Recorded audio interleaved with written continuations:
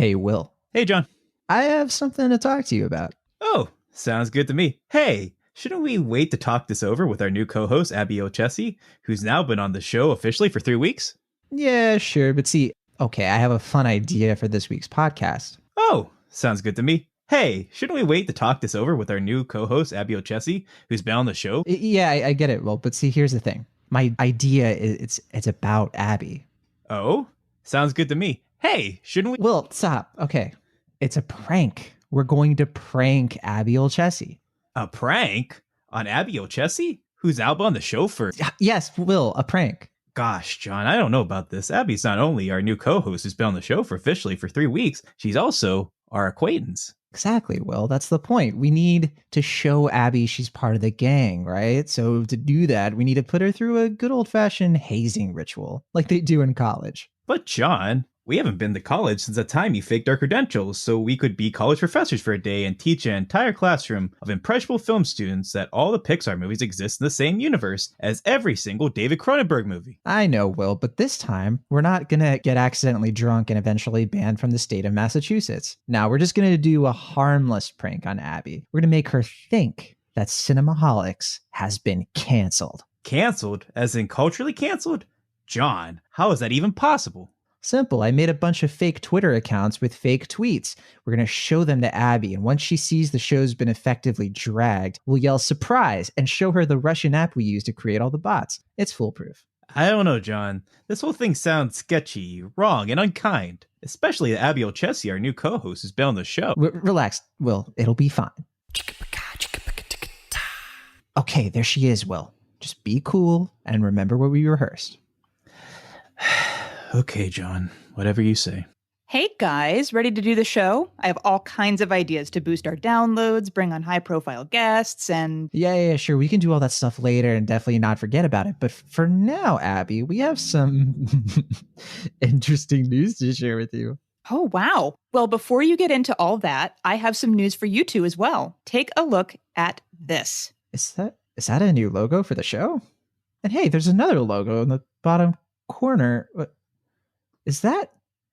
No, that's not. That's right. It's the R for the Ringer Podcast Network. We got bought by the Ringer. The Ringer? How did this happen? Will, did you know about this? Yeah, John, actually I did. Abby and I discussed it last week after she had officially been our new co-host for 2 weeks. We figured it would be the best way to bring on a ton of new listeners without actually working hard. Yep. And here's the best part, John. Not only will Liz Kelly greet our listeners almost every single week, now we can talk about more than just movies. We're also contractually obligated to also talk about basketball. The only weird thing is that for the most part, we have to pretend that movies before the late 1970s never happened. This is ridiculous. I love Cinemaholics just how it is. Come on, is it too late to change it? How did this happen? I mean, wait, this doesn't mean I don't have to talk about movies with Sean Fennessy, do I? Wait a second. Abby, Will, is this... Yeah, that's right, nerd. We pranked you, Negroni. You two pranked me, but you're our new co-host who's... Been on the show for 3 weeks. Will Ashton, I swear to God. Calm down, John. You're scaring us again. Will and I just thought this would be a fun way to remind you what's so great about Cinemaholics. That it's not owned by Bill Simmons? Exactly.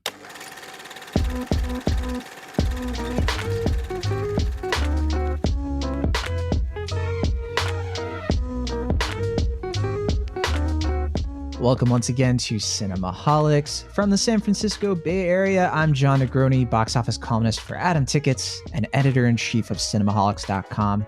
And from Pittsburgh, Pennsylvania, he is a pop culture writer for Cinema Blend, and he also reviews films for Cinemaholics. It's Will Ashton. That's right, hello.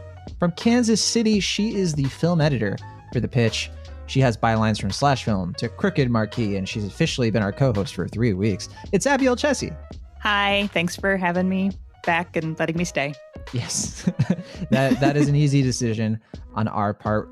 We have a great show for all of you listeners this week. We're going to be reviewing The Devil All the Time, The Nest, Antebellum, and more. And before we get into that, of course, you can find more episodes of Cinemaholics, including our full archive and written reviews on cinemaholics.com.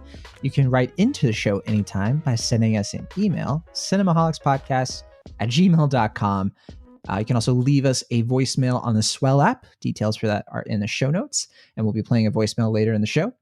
And last, you can become one of our monthly supporters on patreon.com/cinemaholics. And guess what? If you're already a patron, or you're about to be, we have some new exclusive perks for you all. So let's transition into off topics. We have a new exclusive podcast series only for patrons, although the first episode is free. You can check out the first episode right now, even if you're not a patron. But hosts Sam Nolan and Adonis Gonzalez, two regular Cinemaholics, they have started a new series called Game Over Man. And they just released the first episode talking about the 1979 Ridley Scott film Alien. This podcast series is them reviewing and discussing every single Alien and Predator movie. And again, you can check out their first episode of that conversation on our website and in our Patreon. Link in the show notes, of course. And this should be a lot of fun, mainly because it's Sam and Adonis. If you don't know, Sam and Adonis have been podcast friends for many years. I said many years, like 5 years. And if you are interested in tangents and infectious dialogue, two friends talking about some really great stuff, then you should definitely check that out. And if you haven't gotten your Sam Nolan fix already, he's also the host of our Extra Milestone podcast series on this feed. And this week they talked about The Night of the Hunter, which came out in 1955, and Airplane, which came out in 1980.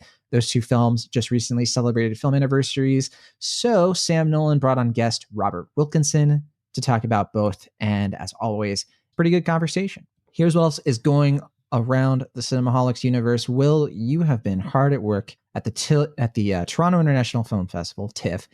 Some reviews are on the site right now, and thought we'd do a little check-in. Now that it seems like the festival's over at this point, we'll probably do a separate thing.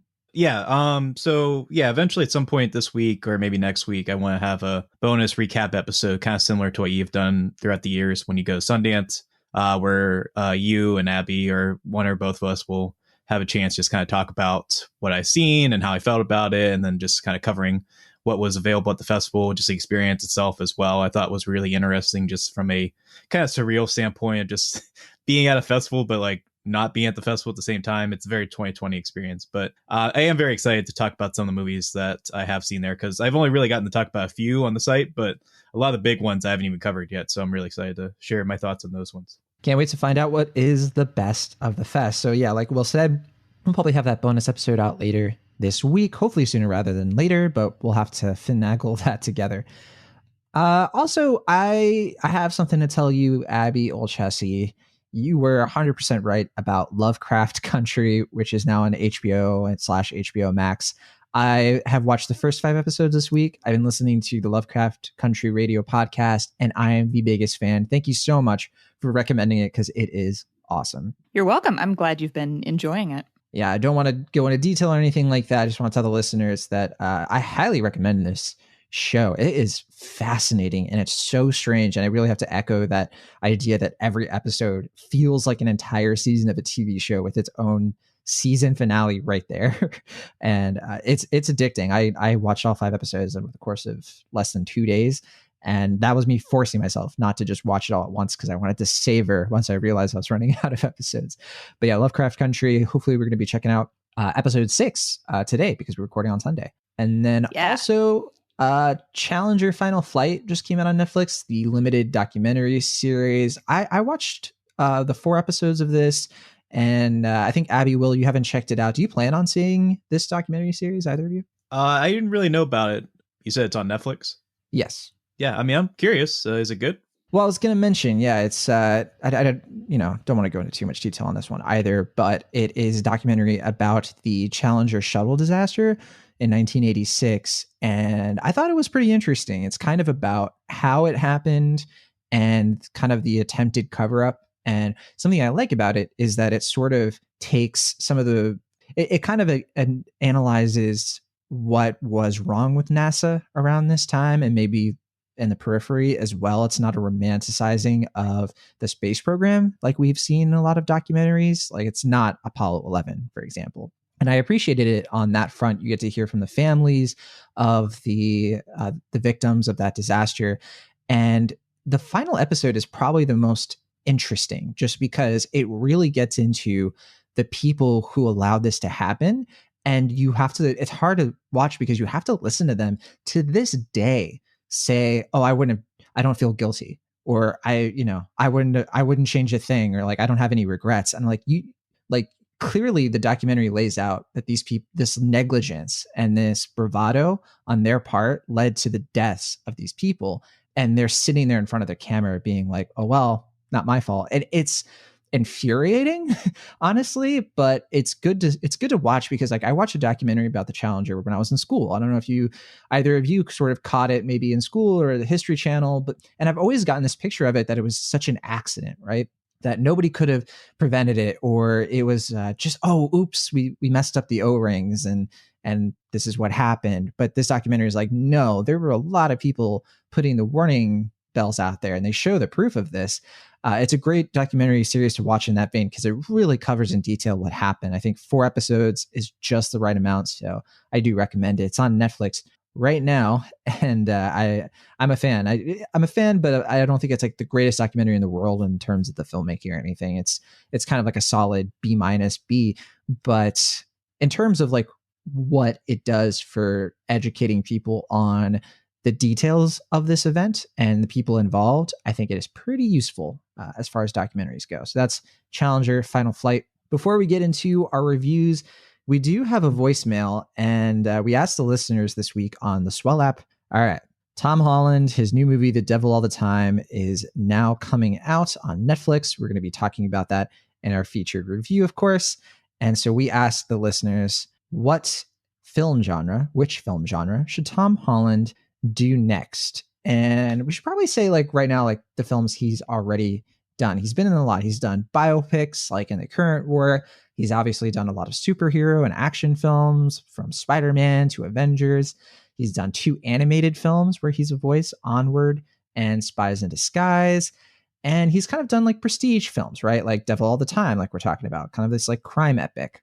He's also done Lost City of Zed, right? These period pieces. Now, in terms of films he's got coming up, he's got the action adventure film Uncharted. He's got another crime sort of drama called Cherry that he's doing with the Russo brothers. And then he's got the Charlie Kaufman film Chaos Walking, kind of a surreal sci-fi film. So that's a lot of genres. There's not a ton he hasn't done yet. I mean, to be fair, I think that's more Doug Liman than Charlie Kaufman. I think Charlie Kaufman just came on as like a rewrite, but I do appreciate the idea that is his project that he's working on. That's a fun idea. Yeah. I forgot to mention Doug Liman, but sorry. So Doug Liman and Charlie Kaufman are working on Chaos Walking. Yeah, I believe. Yeah, I mean, Doug Liman's been involved for a while, and I think Charlie Kaufman came in. I don't know, for the reshoots or like some point to like fix up the script. But okay, he is involved. But he's not like yeah, exactly. Yeah, because that's a wild combination. So I'm going to be very curious to check that out. Yeah. The film is in post-production, so it should be coming out next year. That said, we asked the listeners, all right, then what film genre should he do next, Tom Holland? And here is what Joe had to say. I guess the only thing left, right, is like a rom-com. Like, horror, if it's an intelligent horror, I could see him at this phase of his career doing an intelligent horror film, but not like a dopey slasher kind of thing. Nothing like that. So I'm thinking rom-com is where he goes next. But I think you're asking what I want him to do next. And yeah, I think that's probably what I would want him to do next. Look, I'm not above a rom-com. I'm going to be honest. This is just between me and you now. Nobody else can hear this. But if a rom-com's good, I'm good with it. I watch everything. So as long as it's well done. So rom-com, Tom Holland. That's what's up. That's what's next for you. All right. So rom-com or maybe an intelligent horror. Abby, what do you think? What would be what's the film genre you would go with? Actually, I was thinking horror. I'd like to see him do a straight horror, especially after his performance in The Devil All the Time, which is not a horror movie, but adjacent enough that I think he could probably bring a interesting, similar amount of gravitas to something like that. But yeah, I agree. I'd want it to be a fairly smart one. I would imagine something along the lines of like Blumhouse or A24. But yeah, I think that could be fun. My first thought, and it's kind of similar to what the listener said, was like a screwball comedy, because I feel like he's very good at being like befuddled and like kind of like in over his head just based on the Spider-Man movies and different projects that he's taken on as an actor. So I feel like something like that where he's like kind of like a guy with like a screw loose who's just trying to like keep everything in order with like a romantic love interest would fit him well. But I also joked before we recorded that he should do a Broadway musical. But the more I think about that, the more I'm like, you know what? Sure. You know what? I'd like to see him do a full out big musical. So if he can sing, I'd like to see that. Yeah, dang it. Musical is what I was gonna say. Stole it. But no, the physicality of his, just the presence he has as an actor, I could see him be incredible. Maybe in like a new version of like the Newsies, for example, and the Christian Bale role of that 90s film. I could absolutely see him like hamming it up in like a 1920s kind of environment. Because that's kind of his energy as an actor. He's very like larger than life, but then he can also be restrained when he needs to be. So great things are coming for Tom Holland, that's for sure. And we'll see what happens next. He's got a few films keeping him busy for the next few years, really. Although he was, now that I think about it, he was in a musical at one point, Billy Elliot, the musical, but this was when he was much younger. This was like a decade ago. That was for the stage, I'm assuming? Yes. Okay. I think that might have been like where he got his start, in fact, but as many actors tend to do. But all right, enough about Tom Holland. Let's talk about Tom Holland in a new movie. We're going to talk about The Devil All the Time. Happy birthday, Happy birthday, honey. Happy birthday to you. Well, this was your daddy's. Brought back from the war.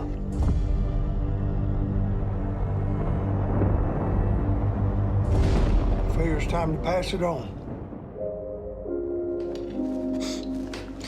It's the best present I ever got. Thank you.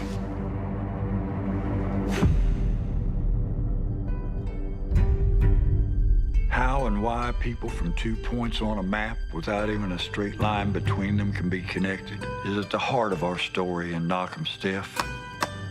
You ever think about how we ended up orphans living in the same house? I know what my daddy did. The Devil All the Time is a new film on Netflix. It is a crime/psychological thriller based on a novel of the same name by Donald Ray Pollock, who also narrates this film. Now, our written review of The Devil All the Time is currently on cinemaholics.com. Lizzie Combs reviewed the film, and she had some mixed things to say about it. She said a lot of the things that she liked. She pointed out some pretty glaring flaws, including a couple that I hadn't fully considered myself. Now, the film is directed and co-written by Antonio Campos, and this is kind of a family production. He co-wrote the film with his brother Paolo. His wife edited the film, Sophia Suberxo, I think that's how you say it. And their child is young infant Arvin in the film. So a lot of personal touches in this movie. The ensemble cast is pretty stacked. Of course, we have Tom Holland, also Bill Skarsgård, Riley Keough, Jason Clarke, Sebastian Stan, Haley Bennett, Eliza Scanlon, Mia Wasikowska, and Robert Pattinson. And one thing that I said in my own review of the film on the Spool is that I thought it was interesting how this film reminded me in a lot of ways of Lawless, which also has Jason Clarke and Mia Wasikowska. As far as the plot goes, this is kind of an interesting one, and I'm not entirely sure how to even cover it.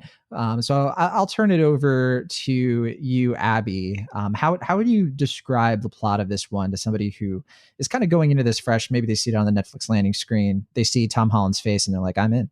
Okay, deep breath. It is kind of a hard one to explain concisely, but it is sort of a multi-generational, I guess, crime epic. It starts with Bill Skarsgård's character, who is a soldier in World War II in the Pacific, I think. And he comes back with a fair amount of undealt with PTSD and meets Haley Bennett, who's a waitress who he later marries. And shortly after they get married, she gets cancer. They have Arvin, their son, who grows up to be Tom Holland. So Bill Skarsgård's character, he develops a very particular and kind of frightening way of praying behind the house to try and heal his wife's cancer, which doesn't work. She dies. And their son, Arvin, ends up going to live with his grandmother and uncle in Ohio. I think. They go from West Virginia they go from Ohio to West Virginia. Yeah. Yes, Coal Creek, West Virginia. We should say this is all very early in the film. Like not giving a lot of it weight happens. Yeah, it happens very quickly. Also, around the same time, Riley Keough's character, Sandy, she hooks up with Jason Clarke's character, Carl, who is a photographer and also a budding serial killer. And the two of them end up having kind of a serial killer Bonnie and Clyde type relationship that goes throughout the film. Yeah, with like weird hints of necrophilia too. It's pretty nasty. Very weird hints of necrophilia. And so Arvin grows up alongside Lenora, who's played by Eliza Scanlon, who is the ward of his grandmother and uncle. And you get a little bit more information on Lenora's backstory in the first half of the film as well. And their lives are okay, but disrupted by Robert Pattinson, who is a kind of itinerant preacher who has eyes for Lenora and kind of does wrong by their family. And Tom Holland takes it upon himself to try and enact revenge on Robert Pattinson.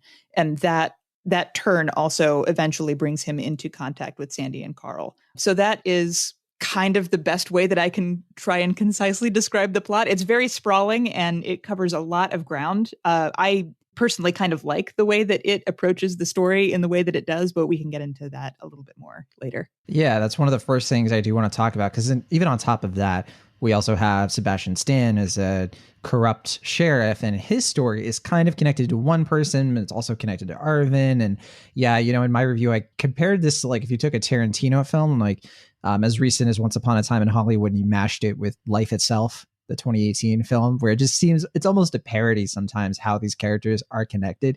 I think the general idea that Pollock was going for in his book, which is supposed to be a little bit more episodic, but even in this movie, which he clearly was happy with since he partook in it, is that everybody in this area just like knows each other. And it's kind of about that. It's about how connected all of these people are. This is a very troubling area of the United States. I've been to this area. I've never been to Knockemstiff, but I've been to this part of Ohio. I've been to West Virginia, obviously grew up in Virginia.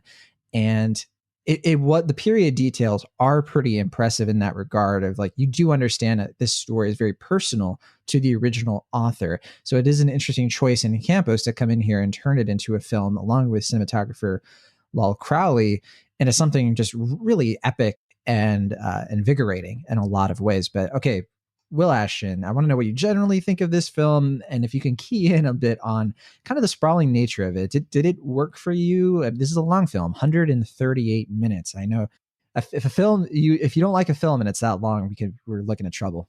Well, admittedly, I've been watching quite a few long films, so the length didn't bother me as much as maybe the tone did. But yeah, as far as the movie itself, I'm a big fan of Antonio Campos' style. And one reason why is I feel like I really enjoy his like very specific type of character focused filmmaking, where it's like the style is a little bit drawn back and we just kind of fall into lives of different assorted characters. But it's usually very centralized or singular, I guess, to one like specific person that he follows, like with Christine or in After School with Ezra Miller. And so, yeah, with those films, like it does seem like he's a little bit more like keyed to one person, whereas this one is an intentional challenge. He is definitely doing it as like an ensemble piece, which I think is intriguing and inviting in a few curious ways. I definitely agree with the sense of place and the like mood and general kind of like vibe and eeriness of it. I really appreciate, and I really like the like sense of locale as far as like the time and place. But as far as the movie itself and the narrative itself, I did really feel that like the narrative, because it is based on what seems to be a fairly sprawling book. I haven't read it, but it feels like there's a long text here that is being condensed down to like a little over 2 hours. And I do feel like we get the like bare bones of the story, but I never fully connected to a lot of the characters in a way that felt super meaningful. And I think that's because the story itself is so focused on like the like grief and the like despair and all like these like terrible, horrific things that it feels kind of more like they are those things, as to the point where it's like I don't really get the full extent of their humanity. It just kind of feels like they're at the service of all these terrible things that are going on, which, I get that's for the purpose of the story as far as what it's saying, but it does prevent me from fully connecting with it because it feels like at times like it's going for a bleakness for the sake of being bleak, which I mean, I guess that's where I kind of go back and forth as far as like what I appreciate about the film and what I find myself kind of pushed away by. But I don't dislike it per se. I guess I have similarly mixed feelings on it. I've seen this notion kind of floated around in some other reviews for the film. Particularly, Charlie originally kind of felt that same sentiment of that it's bleak for the sake of being bleak. I highly disagree. I highly disagree with that. I think that it's valid if people come out of it that way. I mean, it's not that I fully believe that, but yeah, I mean, at times that's how I feel, to clarify. I do think Campos isn't trying to do that. And in my case, that's not how I came out of the film. I did not come out of it feeling like this was trying to oppress. I thought that it was trying to illustrate and then end on a very hopeful tune, which we can't get into without giving away certain things. But I do think that my most generous reading of the film is that it is sort of educating on how to break out of cycles of violence. You know, we should point out that this movie takes place, I think we mentioned before, but it's like in the middle of two wars, right? Like Abby mentioned, the Pacific theater of World War II is what Arvin's father goes through. And then the Vietnam War is kind of on the horizon because the film covers mainly the 40s, 50s, and then the 1960s. I think what this film does really well, I think where it gets me kind of connecting to it is that I don't want to connect to any of the characters except for Arvin and Lenora. And I think the film does succeed in getting me connected to them, especially Arvin. I am a little bothered by how the film treats its female characters. And I think that that's a big limitation because that is something that does feel grim and it does feel over the top in a way that I don't think is as effective. And it falls into some tropes in that way, like the fridging trope and all kinds of things we can get into. But I gotta say, this film really worked for me. But what do you think, Abby, of some of the criticisms and praisings flying around so far?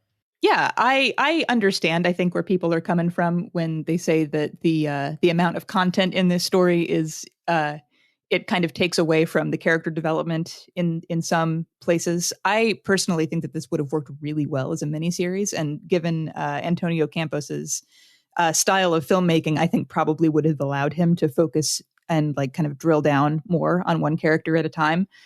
Because the characters that are in this there's so much going on, and I would love to spend all kinds of time finding out like what makes each of them tick, because really what we get is a sketch, but it's a fascinating sketch, and you know that there's more going on.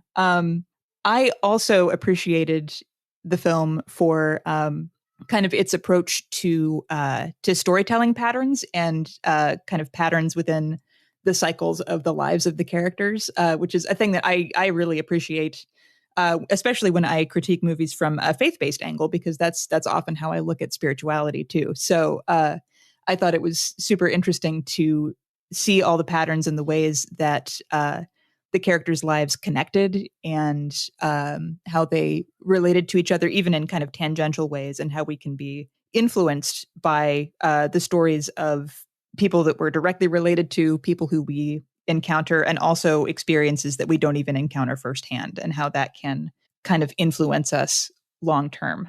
So that was another thing that I really appreciated about the film. And aesthetically, I'm a huge fan of kind of Appalachian, Ozarkian, Southern Gothic kinds of things. Rural Gothic, yeah, I guess, same. Is the yeah. better description of that.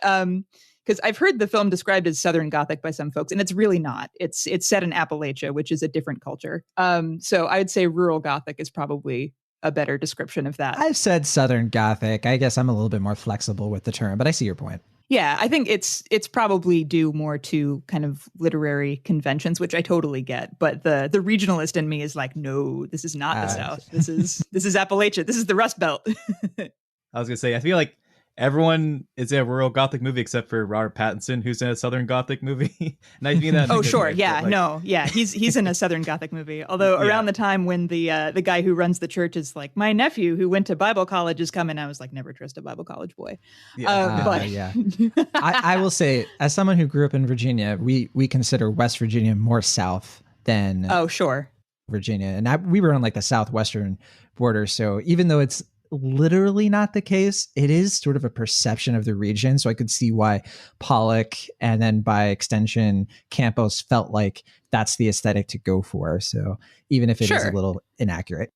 Yeah, and I think it totally works too. Like that's an aesthetic that I really enjoy. I get kind of a murder ballad vibe throughout the entire thing, which is also kind of a fascinating area. Also traditionally not super kind to women, so I kind of understand where that's coming from too. But I liked the style of it a lot. I liked Donald Ray Pollock's narration an awful lot, to the point where I actually just recently checked out another book of his from my local library because I want to read more of his things.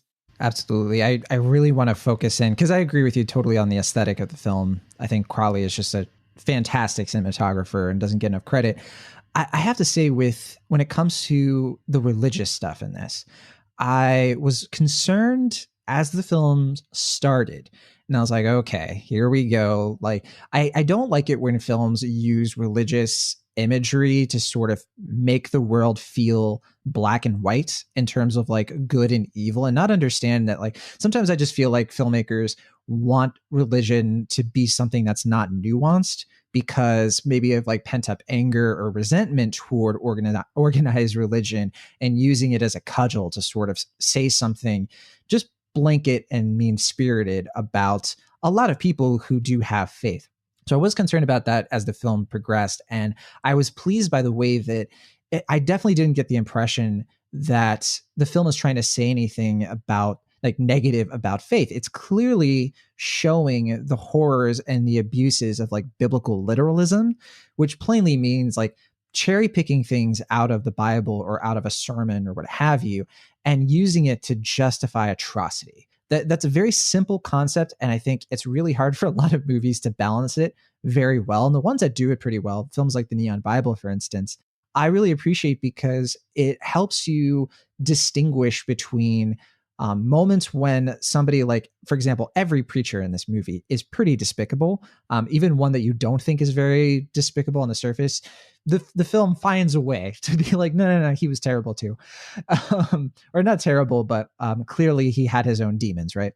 And from that angle, I thought the takeaway was very, very impressive in how it wraps up Arvin's story, for example, and where he sort of has to go in order to make peace with his own hangups, because I can't imagine growing up like he does with a father who takes these biblical lessons to their extreme. And the last thing I'll say too is I think the only like good Christians, quote unquote, are his like his aunt. I was going to say aunt and uncle, but his grandmother, I should say. She was the grandmother, I believe. Yeah, and I wanted to jump in on that because you mentioned that your Extra Milestone podcast, they're talking about The Night of the Hunter in their new episode, which happens to be one of my favorite movies for very similar reasons to the reasons that I was interested in the portrayal of religion in this film too.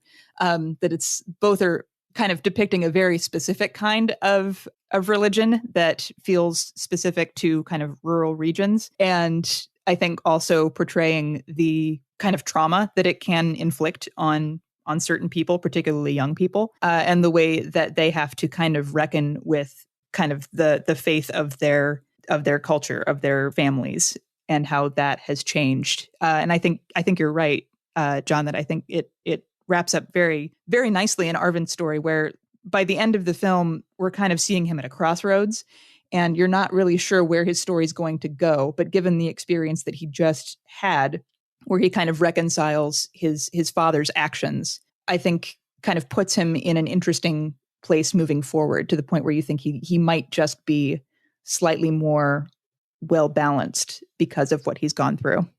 Yeah. I have to say, I'm still processing this movie. I have not figured it out. Like, I'm still processing what it says about suicide as well. But that plays into, as we can get into our final thoughts, just, I think the film's dense thematic energy is so fascinating to me. But let's get into our final thoughts and grades. We can start with you, Will Ashton. It seems like you're not as positive on the film, but it sounds like, there were things you liked, some things though that you want to bring up that kind of brought the film down a little bit for you. I mean, well, to go off your conversation about religion, I do want to add one thing, which is that I did notice that, I haven't read a ton of reviews, but I have read some where they were talking about like, oh, like this movie is all about like God is dead and the devil is around, because I guess maybe they take the title very literally. Yeah. And I was like, I never really got that vibe, because there is like some sense of morality to the film, like as far as like the characters, like there is like a sense of justice throughout for none of them, and there is like a theme of religion being used in the ways that you two mentioned. So I just wanted to add that as well. But in any case, as far as the movie itself, yeah, I mean, it's not that I think Antonio's intent is ever to be like, let's make a movie as like dark as possible or like anything like that. I just think that because the style gets so like kind of like jumbled with the multiple storylines and that we don't really get to see the full nuance of some of the things that are explored here. And there are a lot of very heavy things, like you said, like suicide and then like, you know, murder and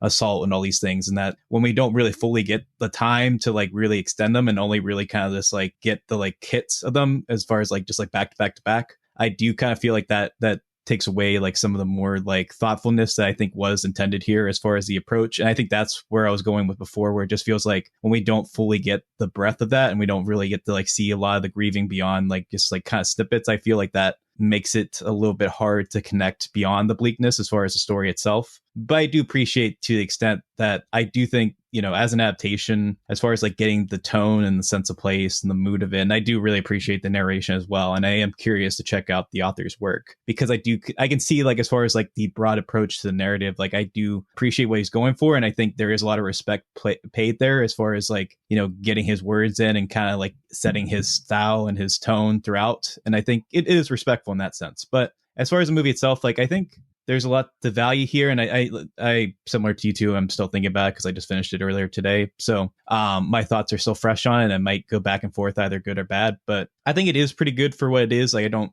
dislike the film per se. I just feel like there's a stronger film here that maybe just got a little bit too edited down, or like maybe in the like post-production process maybe got a little bit too jumbled to the point where we don't fully get the nuance of the characters and the full extent of their inner lives. But I mean, you know, it is a solid film as far as all the technical stuff. And I do appreciate the performances, even though people are giving Pattinson a lot of slack. I thought he was a lot of fun in this, and Same. I enjoyed his weird little Southern accent. I thought it fit the character well as far as like this, faulty priest with a like radio background. I don't know. I thought the voice was fine. I don't really get all the beef with it, but Twitter is going to be Twitter, I guess. But in any case, I mean, I'd say maybe like a low B minus, just because like I do appreciate what he's going for here, and I don't think it's bad. I just think there's a better film here that doesn't fully come out. All right. Low B minus from Will. All right, Abby, what about you? What's your final thought and your grade on this one? Yeah, it's a little difficult for me to figure out like a solid. I wobble between B and B minus because I like the themes of the film a lot. I think the aesthetics are great.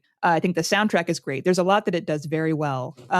But I think formally, there's some bits that don't quite cohere. There are some characters that don't really get the attention that they need and end up feeling kind of ancillary to the plot and really kind of unnecessary in the film as a whole. I feel like it could do with a little a different organization style. I still think that it probably has enough content that it would have worked better as like a miniseries instead of a 138-minute movie where nobody really gets quite the time they need to kind of breathe and fully develop. So I would say like a low B or a high B minus is kind of where I'm sitting. All right. Yeah, we'll finish with me. I'm certainly the more positive on this one. And I'll say I like everybody in this.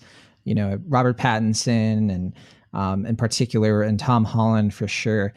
I have to say, I think what really makes this film work for me is I found it to be very escapist in a very weird way.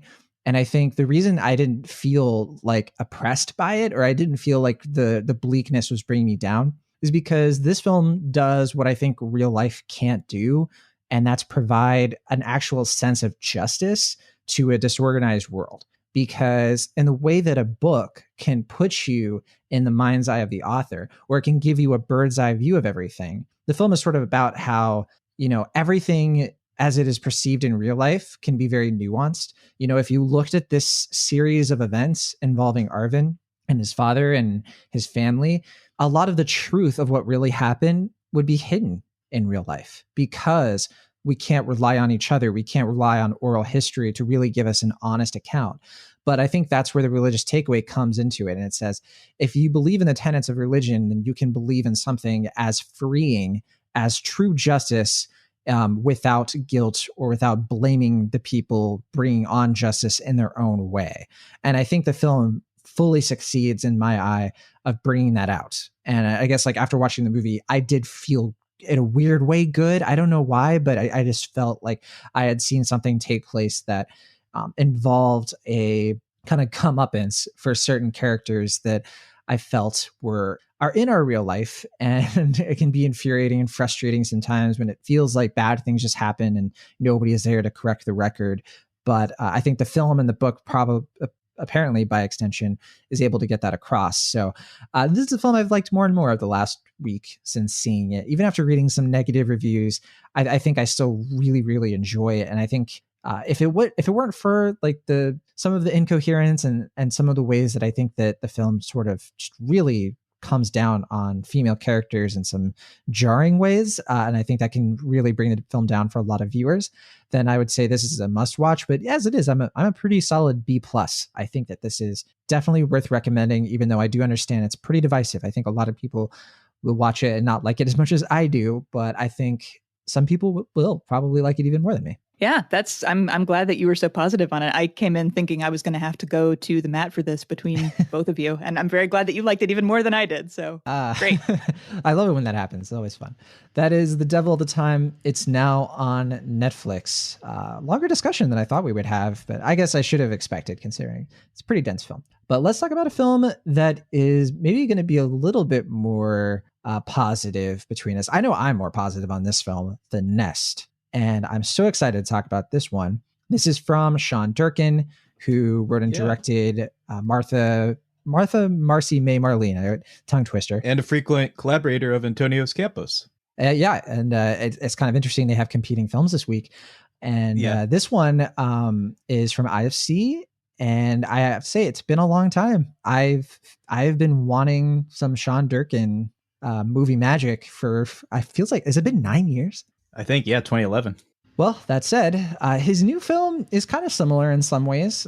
We have another film where a blonde woman is married to a British guy. I guess that's where the similarities mostly kind of end. Although both films, what they have in common is they are a lot about homes and the buildings we inhabit and what our family culture informs about us and how it shapes us and different things like that. So let's talk about this.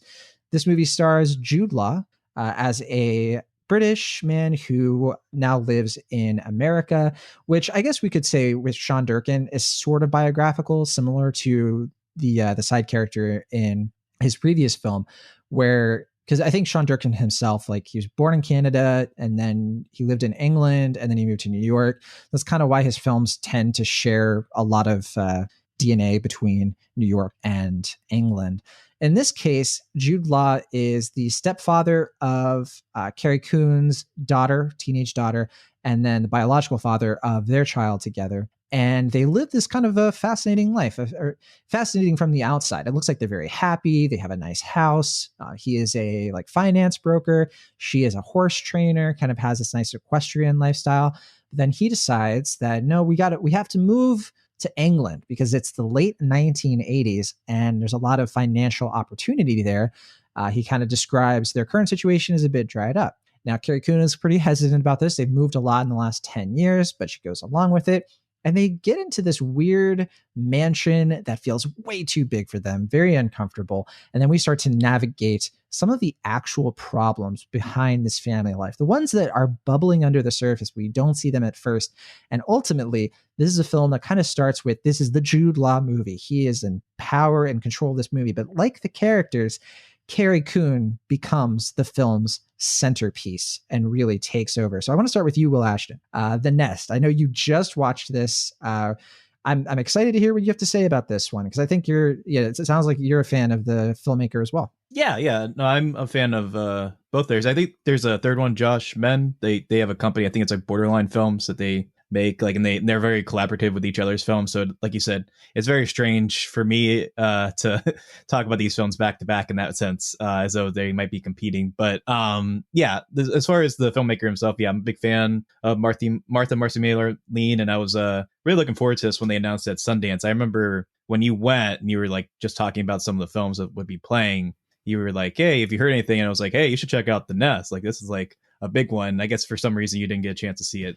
It was a hot commodity. I wasn't able to catch the screening. Well, that makes sense. Everyone wants to check out the new Jude Law pick, which, is understandable for many respects. And he's it was more about Durkin because of his history with Sundance. I think people were expecting this to be really good. Yeah. And I mean, I don't know if it attracted as much buzz as I anticipated, but no, I do agree with you that the film itself, I think not only is this maybe as good as Martha Marcy May Larlene, it might even be a little bit better just because it is a little bit more confident and it does continue those themes that you're talking about, but in a way that does feel a little bit more settled and a little bit more like in tune with what he's trying to say. And I do think that what really impressed me is that like the story itself is rather straightforward. Like if you just like kind of broke it down and like a like kind of traditional, like this is what happens, this is what happens. It's a fairly, maybe not conventional, but fairly, expected sort of turn of events. But the execution of it has this kind of like lo-fi horror vibe to it throughout.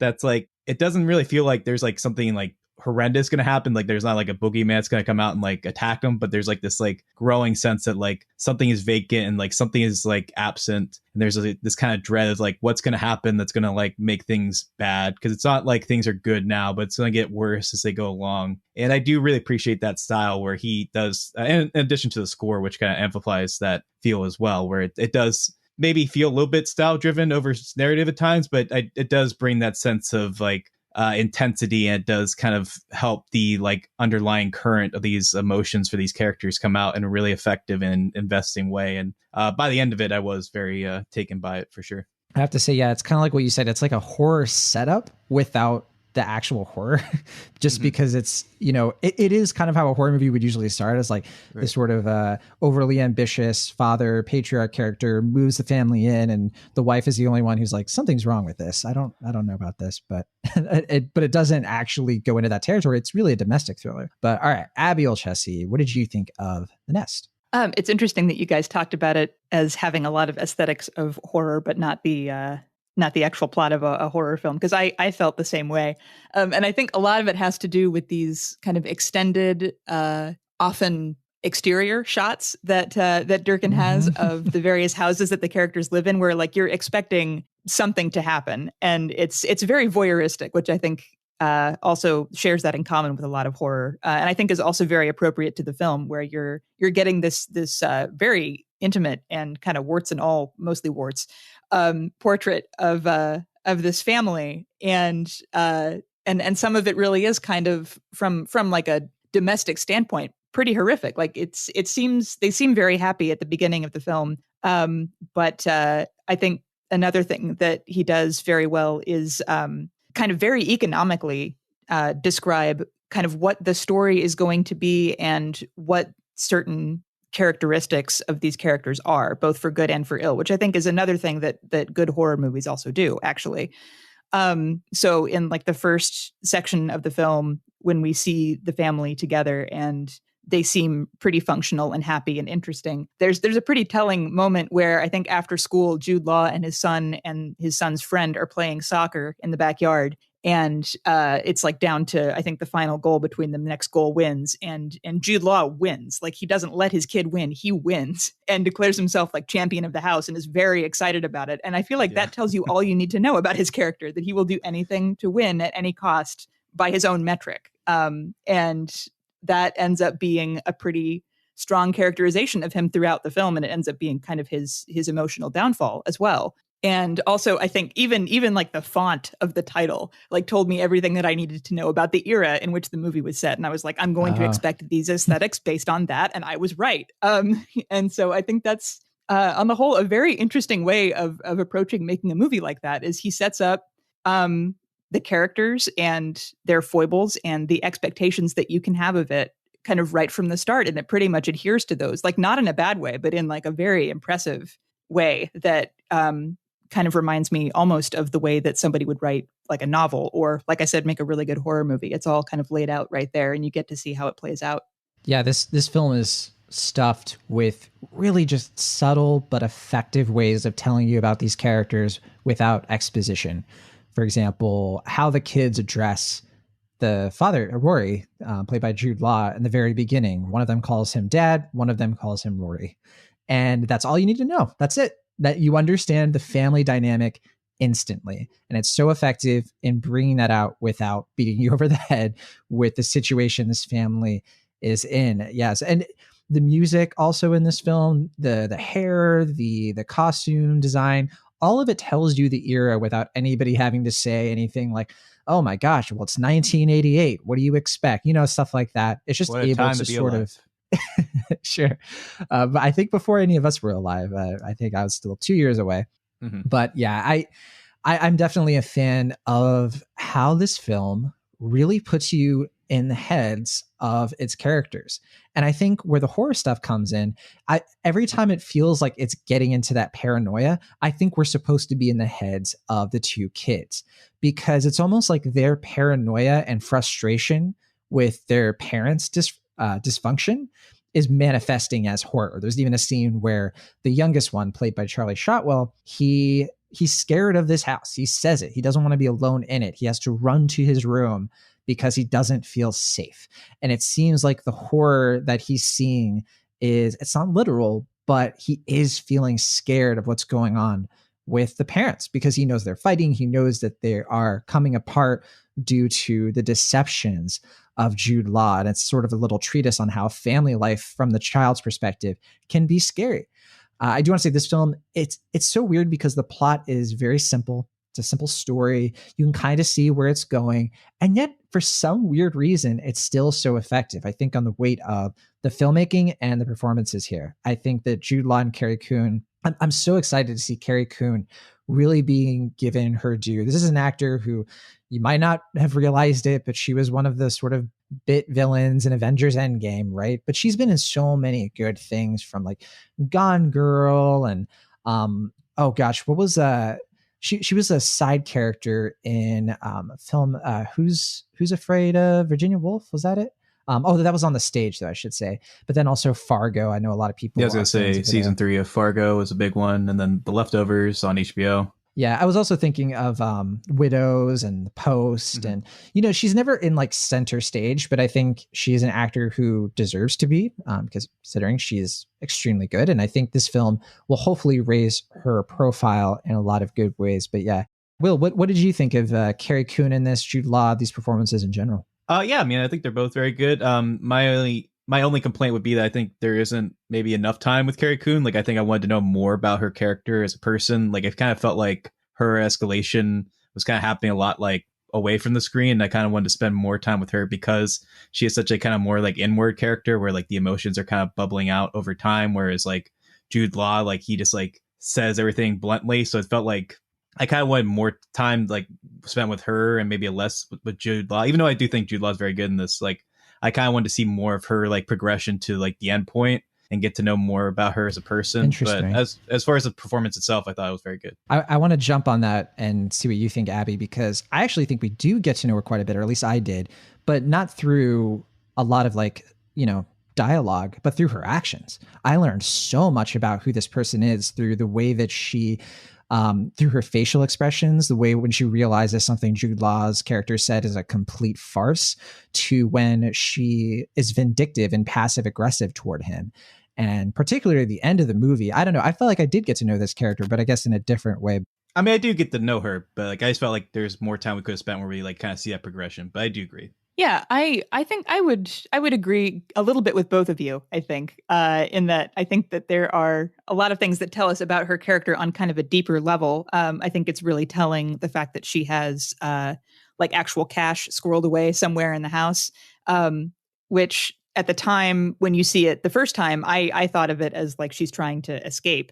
But really, I think that's more of a survival tactic that I think the more you learn about her character, the more you realize that that was something that she had to do at a specific point in her life that she's never stopped doing, which I think is a fascinating little insight. But I also think that it feels like some of her character escalation happens fairly suddenly with a like centered on a very specific event that occurs that is kind of sad, but also emblematic of other things that are going on in her life. And I feel like it kind of escalates very quickly from there. But for the most part, I thought it was pretty well balanced. And I think it focuses on her a pretty fair amount of the time. I feel like both she and Jude Law get sort of an equal amount of character exploration. I think what I might have liked to have seen a little bit more, John, especially since you mentioned kind of having it be sort of an existential horror movie kind of on the part of the kids, is seeing a little bit more of them, especially since the daughter has kind of a negative character progression that ends up taking a pretty significant chunk of the end of the film. I would have liked to have seen a little bit more of kind of what their experiences might have been apart from their parents. Yeah, I would have liked more of her in the film, if only so we could keep listening to her taste in music. It's pretty strong. But what would you say, Will? Yeah, I mean, I was actually kind of surprised that we didn't spend more time with the son, because it felt like the son was meant to be somewhat autobiographical for the filmmaker. I don't know if this is meant to be an autobiographical film, but like you were saying before, like that like kind of like displacement that the character feels throughout, where he doesn't really feel like comfortable at school, he doesn't feel comfortable in this new house and stuff. And I felt like we got, you know, obviously we got enough that I feel like we get the picture here, but like I do kind of feel like their stories, both the son and the daughter, were kind of put to the side at different points of the film as well, in a way that like I don't think it's ineffective, but I do kind of want to know more about their story as well. And I felt like the only thing I'm really asking this movie is more, so I don't think that's a bad thing altogether. It's a good thing, Yeah.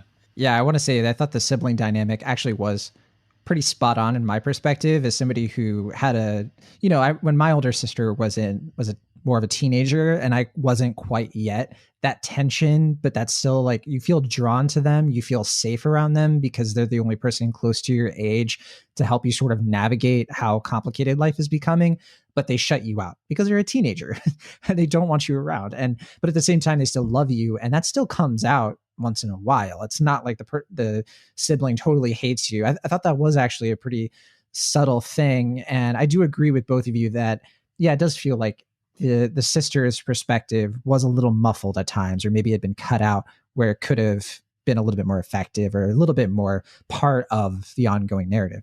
But okay, seems like we all like The Nest quite a bit. I really like this film. I think this film is just so effective in what it's trying to say, how it says it, how its characters come to life. I have very few flaws.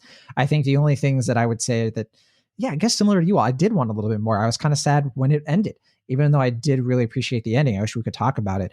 I thought the ending kind of floored me a bit, but I guess we can say our final thought on it and wrap it up with a grade. We can start with you, Abiel Chessie, The Nest. How would you grade this one? And yeah, what else would you add that we haven't brought up already? I want to note that I've started to like the movie even more just by talking to both of you about it and kind of unpacking it stylistically.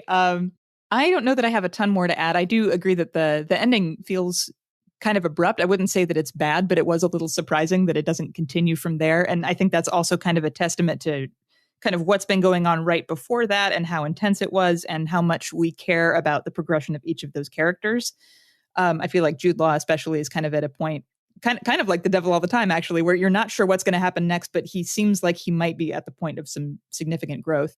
I think I would probably give this a like high B plus or low A minus. The only thing that's keeping me from giving it like a solid high grade is that it is so subtle. And I think if you go into it expecting a really intense and kind of forward momentum drama, that's not what you're going to get. And I don't think that's necessarily disappointing. It's just, it's a little hard to kind of wrap your head around how exactly you feel about it. So I think I'll go with an A minus.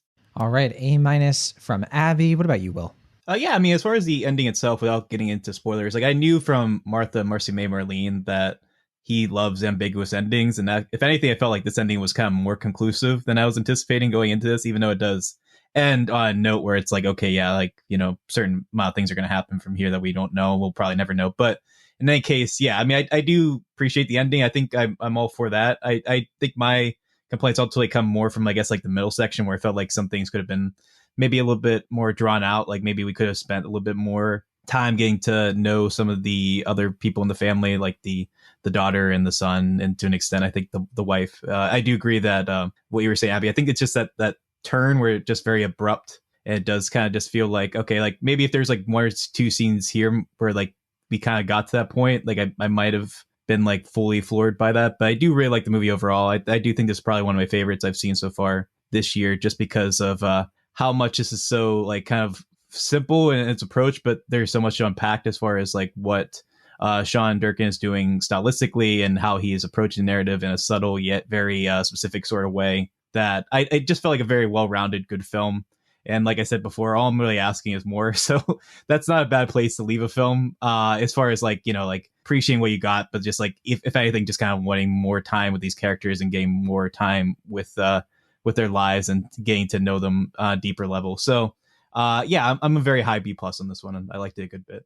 All right. So high B+ from Will. I'm a very high A-, almost an A. And I think the reason this film just really got to me, and I promise I'm not going to be this positive the whole show, but I guess we only have one movie left. But I just see this as a really effective cautionary tale. And I love when movies like this or movies are used in this way to break down sort of complicated concepts that are hard to talk about, but doing it through the illustrative power of film in order to kind of instruct and kind of educate people who might find the central message of this film debatable. And I think that central message is about how the way, like, this character, this Jude Law character, is not very different from a lot of people I know. And it's not very different from like my own shortcomings as a person. And I think people should watch this movie and be honest about how much they have in common with this Jude Law character. They may not be the extreme of it. They may not be thoroughly deceptive in every avenue of their life, but I do think everybody is guilty to some extent of lying in very small ways and doing just enough truth telling around those lies to prevent people from figuring it out. But the film is really about how all of that, they add up over time and they change who you are. You get the sense that he wasn't always like this. At one point, he might have just been a little light here, a little light there, just to make himself feel better. The movie gets to that. It gets to the way that he lies in order because it makes him feel good about having a poor childhood. And like the little lies of like, yeah, I have 2 kids, even though he doesn't acknowledge his teenage stepdaughter the entire movie. You know, there are little moments where you get the sense that he doesn't really see her as his kid, but he's willing to sort of say that small little like deception is more of what it is in order to tell this stranger cab driver a story about himself. And so that's the thing that I think is so effective about this. I mean, it shows you too how when you take on this as a lifestyle, and I've seen it happen in people aren't able to like love you because they're not able to, I think in Carrie Coon's case, they're not able to know who you are. They see everything you do as a performance. And I think this film just it's so good at like getting that message across in a well-packaged, like you said, well-rounded way. And I thought that it was a nice wake up call too of, you know, falling away from those little moments that can ladder up to a worse situation, which is where I think this movie lands. So yeah, high A- for me. Well, I'm glad you got some good 3 therapy out of this, I guess. Right. I shouldn't say that I'm like the Jude Law character in any way, but like I said, I think that everybody to some extent can sort of relate with, you know, like little white lies. But then I thought this was a helpful reminder of like, yeah, you really have to watch that. And you really have to make sure that you have to own up to it when you make that mistake and correct it. Because if you don't, then down the road, you know, because it's not like this film happens at the beginning of their relationship. It's 10, 15 years into their marriage and we see the effects of it. So, and you can't always expect people to forgive you. And the last thing I'll say too is her reaction is passive aggression. And I think films usually villainize or vilify passive aggression for good reasons, because it's obviously something that can get in the way of a healthy relationship. But I have, like, when that has come up in movies before, I have thought to myself, you know, sometimes it is justified. And sometimes, even though what the person is doing in that situation isn't best for the relationship, it is a reaction. It is a reasonable reaction to something else that is wrong in the relationship. So I did appreciate that Durkin is trying to show you the nuances of that sort of dynamic of the person who feels like there's nothing else I can do but be passive aggressive. Because when I am blunt, when I am saying exactly what's wrong, that's not creating growth in this Jude Law character. To say a term that you used, Abby, I think his growth comes from certain things that she has to do to really wake him up. So yeah, that's how I feel about The Nest. Sorry, that was a lot. The Nest, like I said, IFC, it is available to stream on demand, I want to say, or is it just in theaters? I actually forget. I think it's VOD. Okay. Well, I think it's either way. I think it's in theaters now, and then it goes on VOD in October, I believe was what the deal was. Okay, yeah.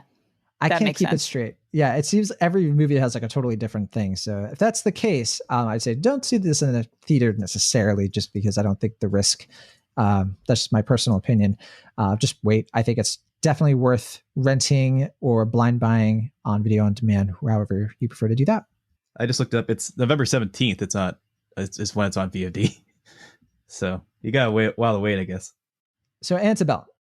Abby, you're the only one who saw this. This is a solo review for you. I don't know too much about this. I didn't even watch the trailer because I was looking forward to it just from knowing Janelle Monáe is involved. This is, from the producers of Get Out.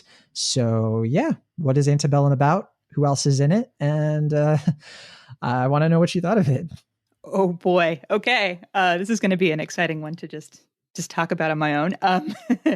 So Antebellum is from Gerard Bush and Christopher Renz, who I think have done more kind of photography and advertising work up to this point, but have a filmmaking background. This is their first feature film directing, right? Yes, yeah, first feature film. And it stars Janelle Monáe, and it kind of takes place in it occurs over like 3 separate sections. I'll say that. The first section takes place on a what seems to be a southern plantation in the middle of the Civil War, and that kind of goes along with all of the horrible treatment of enslaved people, as you might think, and starts with a pretty violent and awful thing where 3 escaped slaves, of which Janelle Monáe's character is one, are being brought back to the plantation. And you kind of get the sense that this is not exactly the situation that you think it is, kind of the further in that it goes. So Janelle Monáe's character, Eden is her slave name, is kind of taken to a separate kind of jail location, basically, and branded so that she won't try to escape again. And she's pretty shaken up by the experience, and she still wants to try and escape enslavement, but is not sure how that's going to happen or when. And she's kind of galvanized by the arrival of a new group of slaves, one of whom is played by Kiersey Clemons. And the way that Kiersey Clemons talks to Janelle Monáe, you get the sense that there's something going on, that she knows who she is, but she's not like she's a pretty well-known figure. She's not actually a slave. And then that kind of leads us into the second part of the film, in which a woman, Veronica, again, Janelle Monáe, who is a well-known kind of activist and writer, is going to a conference to kind of do a presentation related to a book of hers that's just come out. And she has like a husband and a daughter who she loves. She lives a pretty nice, I'd say, kind of wealthy life. She seems to have a lot of money. And so while she's at the conference, she goes out to dinner with 2 friends, which leads to a kind of frightening series of events that lead into the third act of the film, in which Eden kind of leads a revolt and escapes. I'm going to try not to ruin the twists and turns of the plot for those who still want to kind of figure that out on their own. I would say that if you have seen the trailer, you probably have a pretty solid idea of what to expect, even though it's not really revealed there either. But it goes kind of where you'd think it would go.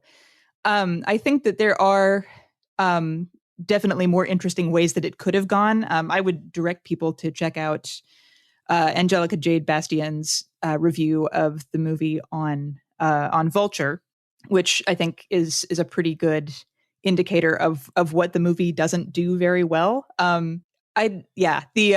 end twist of the movie is really not. It's not as original or as clever as the directors would like you to think that it is, or as they think that it is. And it brings to mind a lot of elements that are kind of problematic in the way that they treat their characters the more that you think about it. And I think it, and I don't think that this is unfair to say. I think the way that it is revealed what's actually going on and who the slaves at this plantation are and what they have been before, I think what it does is put them in a situation where it strips them of their agency, basically, and kind of puts them into roles that they just sort of blindly assume, where the more that you think about the movie, the more that the characters the more that you know about the characters who are there, the less that makes sense. And I think that was kind of my major issue with the movie. There's also a fair amount of extreme violence against women. And for the first parts of it, as awful as that is, you kind of understand a little bit why it's there. But once that gets stripped of its context, of the context that it might have had, the feeling about that becomes very different. And so I'd say it feels like a concept that is not really fully baked. It feels like something that someone might kind of present in like their first year of film school or at an MFA project where they say, here's the idea. The idea is racism is real bad. And this William Faulkner quote about the past not being dead and not even past is basically the entire concept of the film.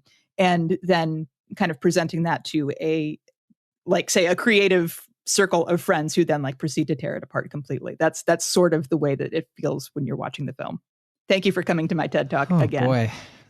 So many fun TED Talks from Abby now that she's joined the show. Indeed.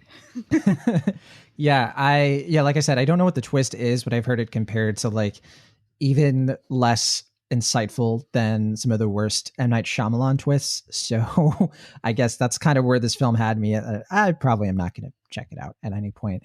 But yeah, I just looked at the Rotten Tomatoes score. 28% of critics liked it, pretty low out of 116 reviews. And that's not good, which I'm sad about because I'm a big fan, of course, of Janelle Monáe. And I didn't have any real expectations for this necessarily because I'm not familiar with these first time feature filmmakers. But yeah, sad to hear that this one didn't quite meet expectations. So. Yeah, I'm disappointed as well because the early looks at it really seemed like it could be a fantastic kind of high concept thing that could go in a lot of different directions. But unfortunately, it kind of takes the most basic approach that it could. That's sad. What did you say your grade for this one was again? I would probably give this a C-. There are some elements of it that are kind of pretty and well shot. I would say that the production value of it definitely is very high. But pretty much everything surrounding it is pretty hard to get behind. So yeah, I'd say a C-. All right. Well, Antebellum is available to stream on demand. I'm not sure if to rent as well as buy, but this does not sound like a film you might want to take the risk of buying. If any of you see it and like it a little bit more, I'm curious if anyone will comment and let us know because it definitely does not seem like this film has a lot of fans so far. But our last review of the week is another film that is in limited release, but this one is actually going to be broadcast on MSNBC in the beginning of October 9th. And that film is a new documentary from Don Porter called The Way I See It. Now, Don Porter made another sort of political documentary earlier this year, a tribute to John Lewis called John Lewis Good Trouble, which Will reviewed here on the show. And this is her next film. Also a documentary, but this one centers around Pete Souza, who was the former chief official White House photographer during both the Obama administration and the Reagan administration. Laura Dern serves as one of the producers along with Don Porter. So the first thing I want to say is that I've been following Pete Souza on Instagram for a few years, and that's kind of his claim or his rise to more fame than you would expect from a White House photographer. None of them tend to be like household names, for example, but a few years ago, he started doing this thing that raised his profile, which is he would post pictures on Instagram sort of trolling the current president. So like if the president said something very just lied about Barack Obama, he would post a photo that would just sort of show the nonsense of it, or like kind of it would be like a reality check of like, without having to say it overtly, he could sort of point to the Obama administration and be like, remember when you had a president who didn't create a stir every single day? That's kind of his like brand. And because his Instagram really took off, he wrote a book called Shade, which sort of ties to the first time he did this. It had to do with the drapes that were chosen by the Trump administration. It sounds pettier than it is, I guess. But what I like about the documentary is that it kind of lays it out in a way that is pretty entertaining to watch how this guy sort of decided he needed to be a little bit more politically outspoken, because his whole thing is that he served under Reagan, he served under Obama, both of which are two of probably the two most iconic presidents in modern American history since probably World War II, I would say. Unless I guess you could say like John F. Kennedy or something like that. But if you look at two of the most successful presidents in terms of even public image, I think Reagan and Obama are pretty high up there, if not the very highest. And that informs, I think, Pete Souza, who is a guy who thinks that beyond just like what you think is best for the country in terms of policy, there is like this sort of like moral uniting standard of behavior that a president should exhibit. And this movie is sort of about how he draws those similarities between Reagan and Obama. You find out how he got his start, how he got into both administrations, and then how he views the humanity of Obama. And this is another political documentary like ones we've talked this year that does it is a bit of a puff piece, right? It isn't trying to critique or analyze or do anything with the Obama administration that is all that insightful. If you are already a fan of Obama, or if you cannot stand Obama, you are not going to get much out of this documentary unless you are feeling particularly open-minded on the part of somebody who is politically against him, or you're feeling like you just really nostalgic, like you really just want to go back to the administration as an escape, which, okay, sure. But and even in that sense, I don't see this as a documentary that's going to do all that much for you. It's one that's it's not timeless in that sense. Like you're not going to come back to it, I think, at any point. I think that in a lot of ways, the Obama administration for those folks sort of speaks for itself. But the reason the documentary worked for me is because I'm that rare bird of like, during the Obama administration, I believed a lot of the right wing fear mongering around this guy. And I didn't see him as this human family man who was just of an utmost character, and this guy who really had great intentions for the country. I thought he hated America. I thought he was this terrible person. But over the course of the administration, I realized that I was completely wrong about that I had been fed a story, fed a false narrative about somebody who, while not above reproach, and I'm still waiting for that documentary because I do want somebody who is more inclined to like be like, all right, here's where the Obama administration went wrong and where that party needs to correct their mistakes. I want that documentary. As far as I'm aware, it's not out yet, and I would love to see it. But I think right now people are not in the mood for that because we have other problems to deal with if you're on that political side of the spectrum. But that said, for people like me who didn't vote for Obama either time, and by the end of his administration and throughout the most recent one, have figured out, okay, wow, yeah, there is a complete difference between what we were told about this person versus what we're being told about this person. This is a very helpful documentary in that sense. It helped me learn a lot more about somebody that I had shut out, somebody that I just sort of dismissed for many years, and have sort of started to come around to understanding, and feeling like I missed out a little bit on the people who during the Obama administration felt that he was a really good leader and felt that he did provide a really good example, even if they did have some profound criticisms against him. So that's kind of what this documentary is getting at. And I think it's also pretty unique compared to some of the other election year documentaries. It's not kind of like the rah #resist kind of documentary the whole time. It is actually uniquely told. It uses photographs and stills that are really well paced and edited in order to keep your attention and keep the energy moving. And there's some charming, sweet moments. But yeah, if you're looking for a more, if you're looking for something like a documentary that's more neutral, that's a little bit more of like fly on the wall. That's not really what this is. And you might even be annoyed at some of the ways it does that same soft pedaling on the Reagan administration, right? I could see a lot of people who are pretty far left watching this and being annoyed maybe at how this sort of portrays Reagan himself. Although one thing that I do appreciate about this movie, I can't believe how brazen it is about showing how staged these photo ops are. Like, we all know it, but I thought it was kind of interesting that they dropped the pretense a bit and be like, yeah, a lot of this stuff is completely staged, and it's there to sort of continue a public image for the sake of it. And I did find that pretty fascinating. So I liked the way I see it. I would give it a B. I think that it's definitely worth checking out if you watch the trailer and you think that this is for you. But if you're not a fan of the administration, this might just annoy you. So you may want to avoid it. And this is from Focus Features. And like I said before, it's in some theaters right now as of the 11th. And I think it was showing at Toronto. It premiered at Toronto, actually, the film festival. And as of the 18th, it started a limited theatrical release. But yeah, if you have MSNBC, and I should have said MSNBC Films helped produce this, they're going to be broadcasting the documentary on October 9th. That is the way I see it. I don't know, Abby and Will, if either of you are interested in it. I can't say that I think that you have to rush out to see it.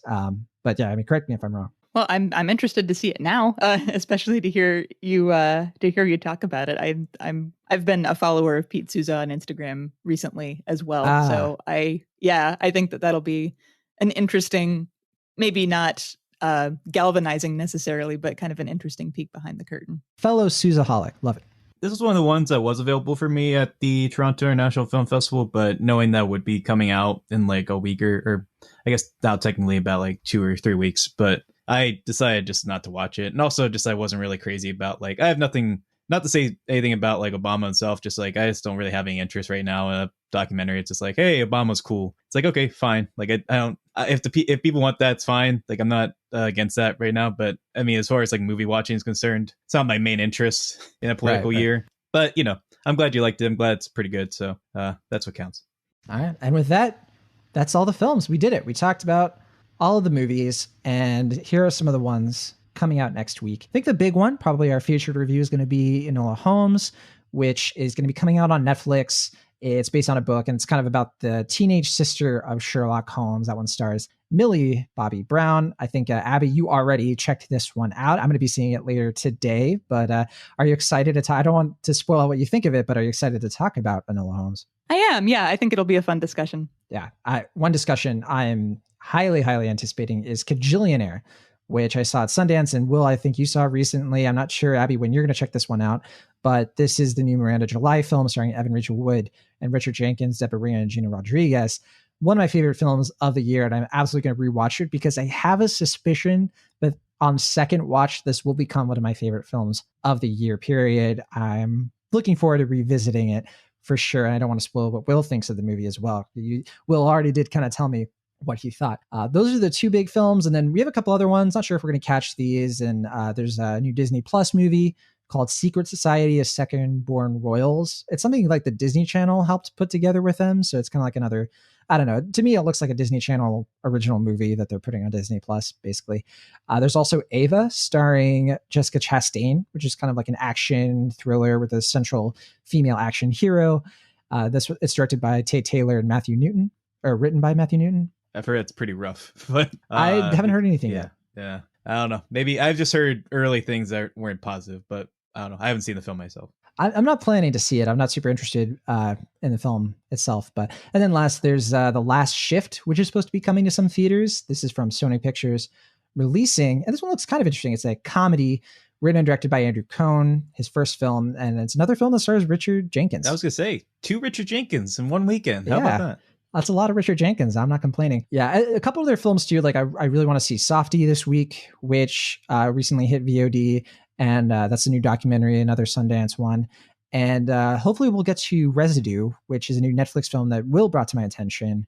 A little too late, didn't have time to catch it, but it hit Netflix kind of quietly. And Will, I think you were saying like the reviews for it have been pretty strong. Yeah, I mean, at least critically. I don't know if it's getting quite as strong an audience response, but I know some of the critics I've seen have been really, really fond of it.